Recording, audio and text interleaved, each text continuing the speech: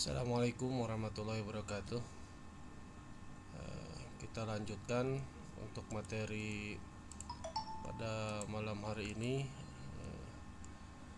berkaitan dengan mata kuliah elektronik kedua yang akan kita bahas tentang lanjutan dari ADC dan DAC. Secara garis besar, ADC dan DAC ini diperlukan dalam sebuah perangkat atau juga dalam sebuah piranti elektronik yang berkaitan dengan bagaimana pemanfaatan sinyal analog dan pemanfaatan sinyal digital yang notabene pada saat ini sinyal analog dan sinyal digital ini saling bersanding dan saling membutuhkan juga saling melengkapi, dikarenakan seluruh, kalau bisa dibilang seluruh atau sebagian besar, bisa dikatakan sebagian besar dari sinyal di dunia ini adalah sinyal analog. Dan pada zaman-zaman teknologi sekarang, manusia sudah menggunakan teknologi komputer, bantuan komputer dan bantuan mesin, yang notabene bahwa semua mesin dan komputer menggunakan sinyalnya sinyal digital. Bagaimana manusia dan mesin bisa berinteraksi, salah satunya dengan komputer, salah satunya dengan smartphone, gadget dan sebagainya, sehingga bagaimana ADC yang dalam pengertian analog to digital converter dan DAC adalah digital to analog converter ini menjadi satu bagian yang tidak bisa dipisahkan. ADC adalah bagaimana suara atau sinyal analog dari manusia itu bisa dikonversikan menjadi sinyal yang bisa dimengerti dan bisa diproses oleh komputer, dan bagaimana komputer juga bisa berinteraksi dengan manusia dengan merubah dari sinyal digital menjadi sinyal analog. Pada kesempatan ini kita akan berbicara dan kita akan membahas sedikit tentang bagaimana pengertian ADC, prinsip kerja ADC, parameter penting ADC, dan jenis dan contoh aplikasi ADC. Di teori tentang DAC sama dengan yang tadi dengan ADC, bahwa ada pengertian, kemudian prinsip kerja, kemudian parameter penting DAC, kemudian jenis dan contoh aplikasi DAC itu sendiri.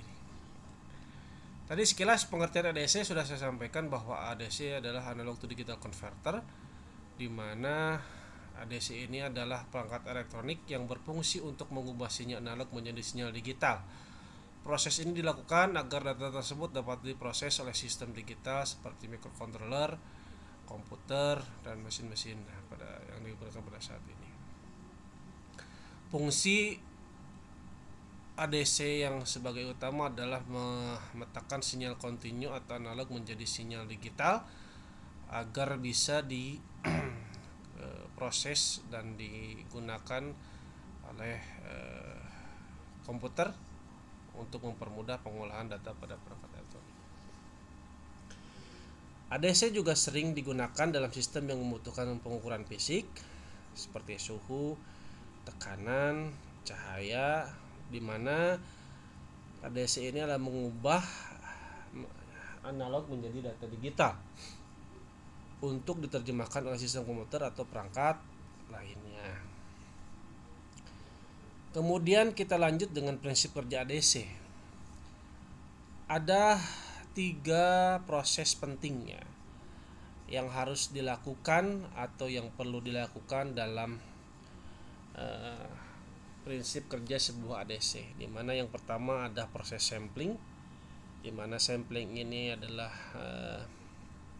pengambilan contoh sinyal analog di dalam interval tertentu untuk mempresentasikan amplitude sinyal pada titik-titik spesifik, di mana proses ini menyeragamnya sinyal menjadi format yang dapat diolah lanjut oleh sistem digital. Dimana biasanya ya, jadi di mata kuliah pengolahan sinyal digital itu pada saat proses sampling itu kita belajar tentang metode Nyquist, di mana Fs sama dengan frekuensi sampling atau dua kali dari frekuensi ya. Jadi ada yang belajar tentang apa, ada namanya undersampling, ada standar Nyquist tadi Fs sama dengan 2F ya. Kemudian ada oversampling, di mana kalau undersampling itu di bawah 2F, kalau oversampling itu di atas 2F. Kemudian yang proses selanjutnya adalah quantizing, di mana quantizing ini setelah amplitude tadi dipecah menjadi level-level diskrit tertentu, proses ini bertujuan untuk mengkonversi nilai sinyal menjadi bentuk yang lebih struktur dalam domain digital. Setelah dipecah menjadi level-level diskrit tertentu, proses selanjutnya adalah proses pengencodingan atau merubah data analog yang setelah tadi dipecah menjadi level-level diskrit tertentu, kemudian dikonversi menjadi kode biner, di mana encoding ini memastikan bahwa data yang diperoleh dapat dipahami dan diolah menjadi prosesor digital atau microcontroller.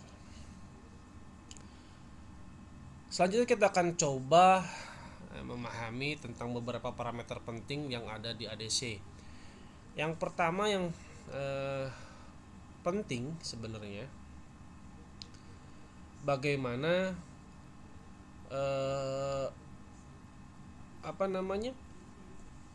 yang harus diperhatikan dalam ADC itu adalah resolusi. Atau kalau saya sering bilang, persamplingan dan data ADC ini dipengaruhi oleh akurasi ya. Bagaimana kalau misalkan sampling dan kemudian ADC-nya beberapa bit ya. Ada 8 bit, ada 2 bit, 3 bit dan seterusnya. Itu menentukan bagaimana akurasi dan resolusi dari sebuah ADC itu sendiri. Bagaimana resolusi yang ada pada ADC ini mengacu pada kemampuan untuk membagi sinyal analog menjadi sejumlah tingkat digital. Semakin tinggi jumlah bit berarti semakin akurat. Jadi tadi sekilas dan beberapa kali tadi disampaikan, resolusi yang ada di ADC ini berkaitan langsung dengan akurasi. Kemudian yang kedua adalah tegangan referensi, di mana tegangan referensi ini tegangan maksimum yang digunakan oleh ADC untuk menentukan nilai maksimum dari sinyal digital. Hal ini untuk mempengaruhi jangkauan nilai yang mampu dipresentasikan oleh ADC. Dalam microcontroller sendiri di Arduino yang kita tahu ada dua ya. Ada 2 level dari ADC itu sendiri, ada yang 3,3 dan ada yang 5 volt. Sehingga bagaimana kita menentukan nilai maksimum dari referensi yang akan kita gunakan dalam sebuah ADC tadi. Kemudian yang selanjutnya, yang ketiga adalah sampling rate, di mana sampling rate ini adalah menentukan beberapa sering sinyal analog diambil dalam waktu tertentu. Jadi sampling yang tadi adalah Nyquist-nya 2S, Fs sama dengan 2F, sehingga dalam 2F ini berselang berapa waktu dalam pengambilannya. Kalau tadi adalah metode Nyquist atau pensamplingan, kalau ini sampling rate-nya per seberapa waktu dia ngambil sampel yang akan kita gunakan sebagai sampling dalam sebuah ADC. Yang selanjutnya tidak kalah penting adalah error, di mana error yang ada di sini adalah bagaimana kesalahan yang terjadi dalam proses konversi dapat disebabkan oleh keterbatasan resolusi atau ketidaksempurnaan desain dari perangkat keras ADC itu sendiri. Sehingga error yang terjadi pada saat bitnya rendah dan bitnya tinggi juga menentukan bagaimana resolusi atau akurasi dalam sebuah pengukuran. Sehingga selain dari tadi bagaimana ketidaksempurnaan, tetapi juga resolusi juga menentukan dari error yang sampling yang akan kita gunakan sebagai sampling dari sebuah ADC itu sendiri. Yang terakhir, yang tidak kalah pentingnya adalah noise, di mana noise ini berarti atau mengandung pengertian bahwa gangguan dalam sinyal analog atau sinyal digital yang dapat dipengaruhi oleh hasil konversi. Noise perlu dikurangi untuk mendapatkan hasil konversi yang lebih akurat. Jadi ini parameter-parameter penting yang dalam hal ini kita bahas ADC terlebih dahulu, dan ini memungkinkan sama dengan apa yang parameter penting ada di DAC yang ada di digital to analog converter.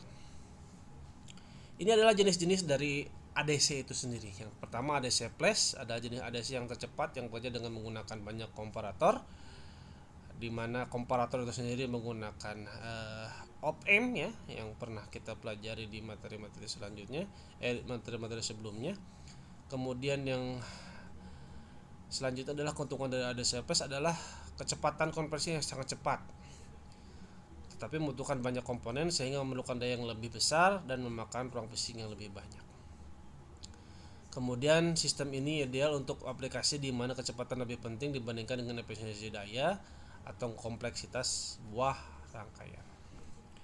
Yang kedua adalah ADC SAR atau Success 5 Approximation,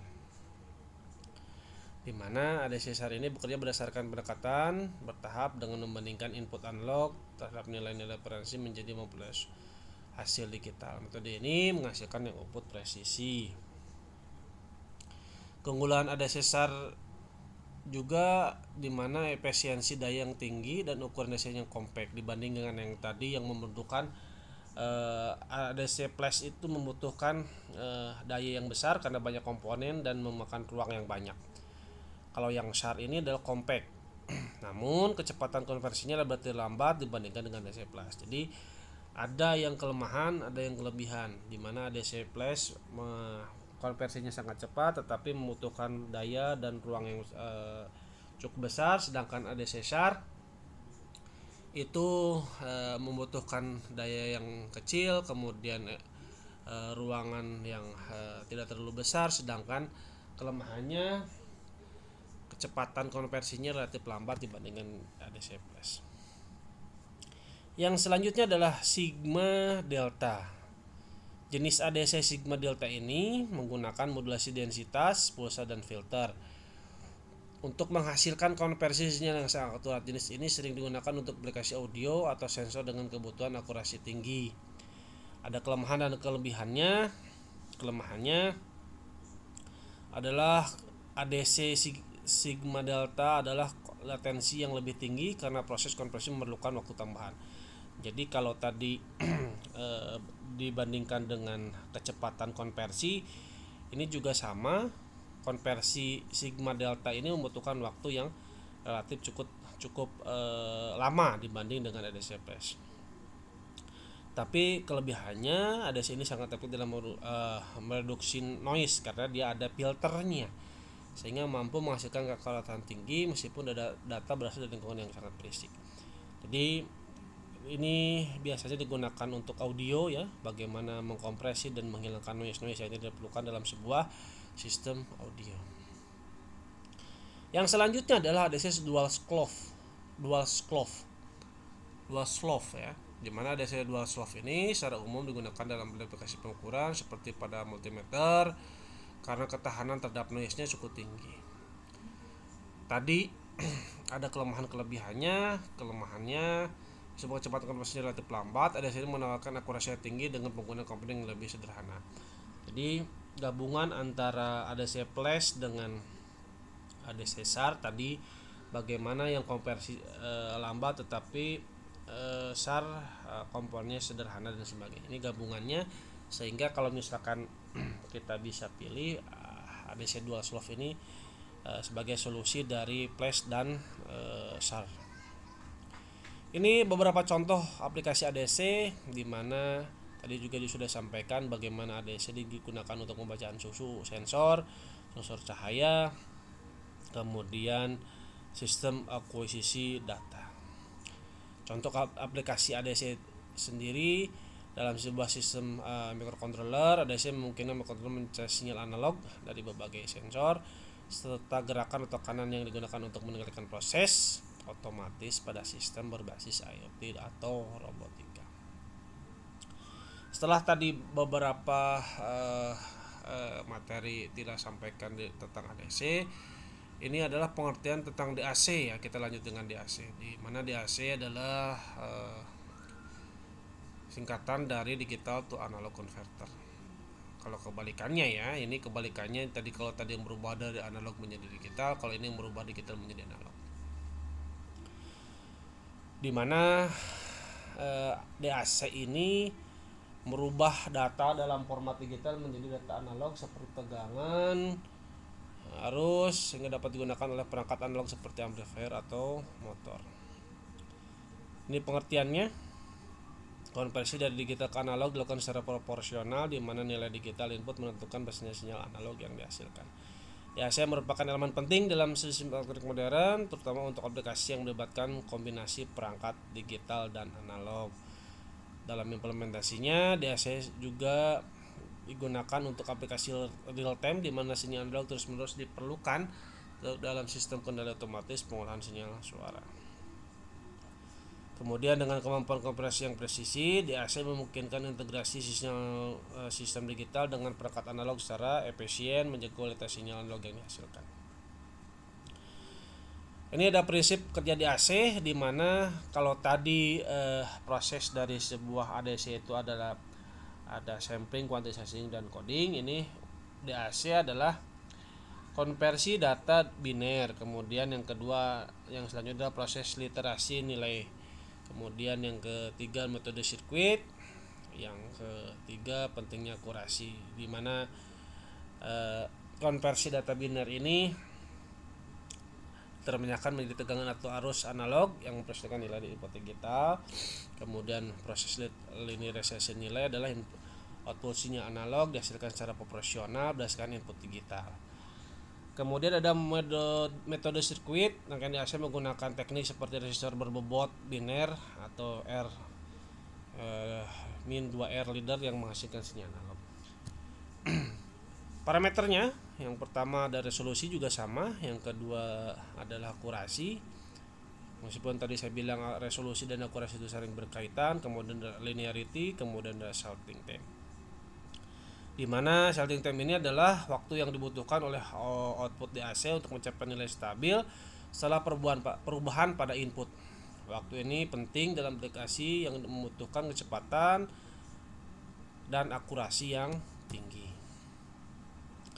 Ini jenis-jenis DAC-nya. Tadi ada sekilas DAC R-2R leader, kemudian DAC binary wave resistor, kemudian yang ketiga ada DAC PWM push weight modulation. Ini yang digunakan di microcontroller Arduino ya, terbanyak.